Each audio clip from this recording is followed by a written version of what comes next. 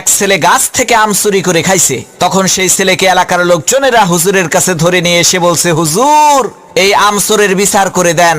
হুজুর তার কিতাব বের করে সমস্ত লোকের সামনে কিতাব খুলে পড়তে আরম্ভ করলো। যে চুরি করে খাইছে আম তাকে দিতে হবে তার দাম, দাম না দিলে তার পিঠের উপরে কিল পড়বে ধাম ধাম। হুজুরের কিতাব শুনে এলাকার লোকজন সেই ছেলেটিকে কয়েকটা চর থাপ্পড় মেরে বিদায় করে দিল। আল্লাহর কি কুদরত!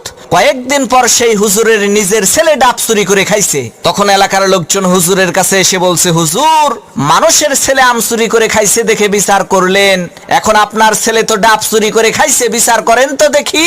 লোকদের কথা শুনে হুজুর তার কিতাব বের করে বলল, ভাইরা আমার, কিতাবে লেখা আছে যে চুরি করে খাইছে ডাব তার হয় নাই কোনো পাপ। তখন এলাকার লোকজন বলল, হুজুর বুঝলাম ডাব খাইলে পাপ নাই, কিন্তু আপনার ছেলে তো একেবারে পাকা জোনা খাইছে। হুজুর তখন কিতাব থেকে পড়লো, যে খাইলো জোনা তার